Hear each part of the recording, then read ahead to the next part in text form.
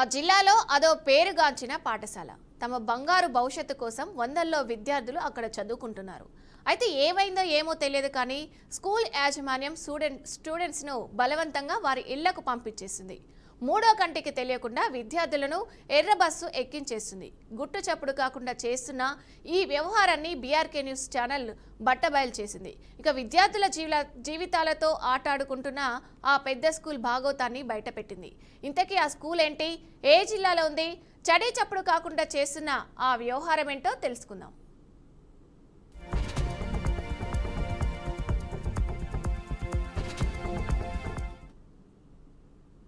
అనంతపురం జిల్లా పామురాయి ప్రాంతంలోని శ్రీ చైతన్య విద్యా సంస్థలో అసలు ఏం జరుగుతుందన్న ప్రశ్నలు తలెత్తుతున్నాయి.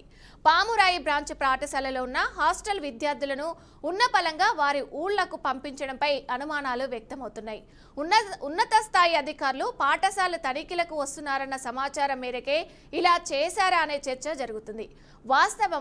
వాస్తవంగా పామురాయి బ్రాంచ్కు అవసరమైన అనుమతులే లేవని తెలుస్తుంది. అక్కడ సిబిఎస్ఈ సిలబస్కు ఎలాంటి అధికారిక అనుమతులు లేకపోయినా సిబిఎస్ఈతో పాటు హాస్టల్ని కూడా నిర్వహిస్తున్నట్టు సమాచారం. ఇక ఈ విషయంపై ఉన్నతాధికారులకు ఫిర్యాదులు అందడంతో వారు తనిఖీలకు వస్తున్నారన్న సమాచారంతో హాస్టల్ విద్యార్థులందరినీ వెనక్కు పంపించినట్టు ఆరోపణలు వినిపిస్తున్నాయి.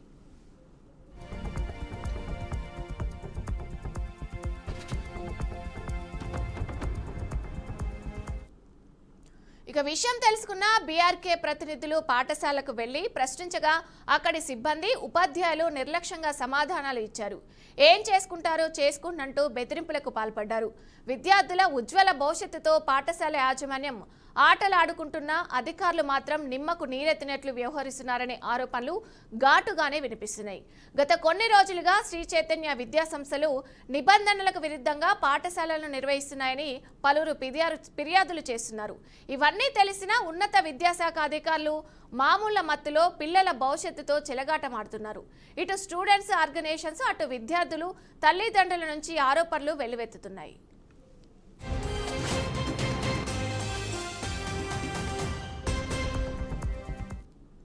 ఇక ఇదే అంశంపై పూర్తి సమాచారం మా ప్రతినిధి ప్రకాష్ అందిస్తారు. ప్రకాష్, చెప్పండి, పూర్తి డీటెయిల్స్ ఏంటి?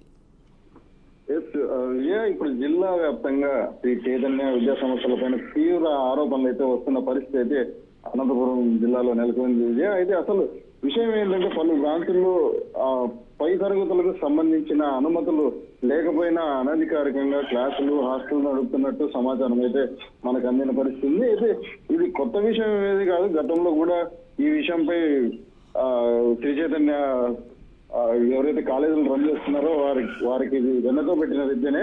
అయితే గతంలో కూడా ఈ విషయం పైన మీడియాలో ఎన్నో వార్తలు వచ్చాయి. అయినా కూడా శ్రీ చైతన్య యాజమాన్యం తీరైతే ఎలాంటి వారి తీరులో మార్పు అయితే కనిపించడం లేదని అయితే మనకు తెలుస్తుంది. ముఖ్యంగా అనంతపురం జిల్లాలో ఏం జరుగుతుందన్నది ఇప్పుడు మనకు పెద్ద ప్రశ్నగా మారిందని అయితే మనం చెప్పుకోవచ్చు.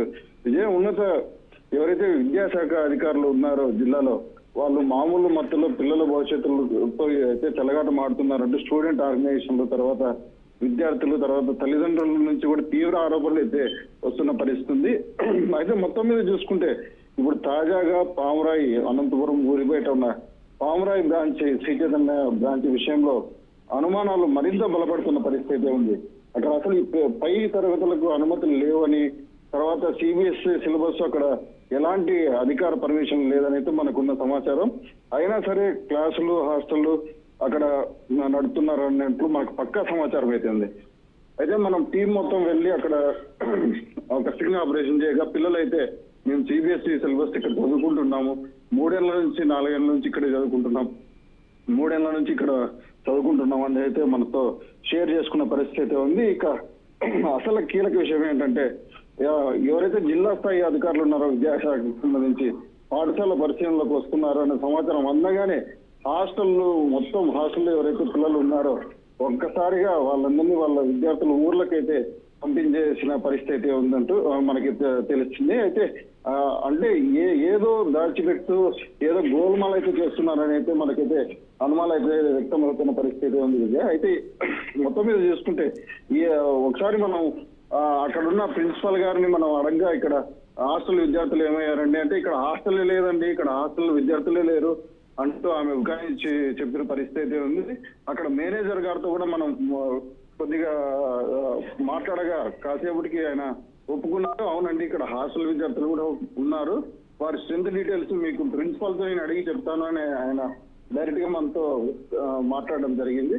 అయితే ఇలా వైఖరిని శ్రీచైతన్య యాజమాన్యం ఎందుకు నడుపుతోంది, హాస్టల్ ని కప్పిపెట్టడం వెనక ఉన్న రహస్యం ఏంటి అనేది అయితే అధికారులు ఎంక్వైరీ చేసి దాన్ని బయటపెట్టాల్సిన పరిస్థితి అయితే జిల్లా అధికారులకు, ఇట్లా ఎడ్యుకేషన్ డిపార్ట్మెంట్ పై అధికారులకు కూడా ఉంది.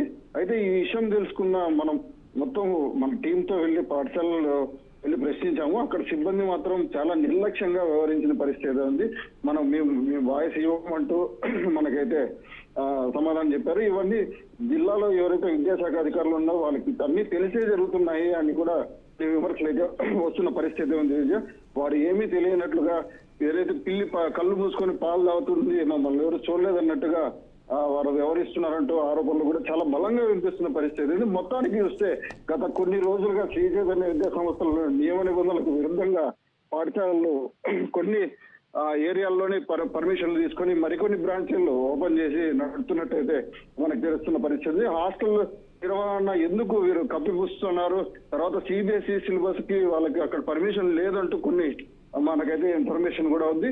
ఇవన్నీ దాచిపెట్టి ఎవరైతే ఇన్స్పెక్షన్ కి వస్తున్నారో ఆఫీసర్లు వస్తున్న క్రమంలోనే వీళ్ళు పిల్లల్ని ఇంటికి పంపించడం, తర్వాత ఈ గురువారం వరకు వారిని హాస్టల్కి రావద్దండి అంటూ చెప్పుకురావడం పైన వెనక ఉన్న అనుమానాలన్నీ గవర్నమెంట్ ఎవరైతే ఉన్నత విద్యా శాఖ డిపార్ట్మెంట్ ఉందో వారు వెంటనే ఎంక్వైరీ జరిపించి తగిన చర్యలు తీసుకోవాలంటూ ఈ స్టూడెంట్ ఆర్గనైజేషన్ లీడర్లు కోరుకుంటున్న పరిస్థితి ఉంది. విద్య రైట్, థ్యాంక్ యూ ప్రకాష్.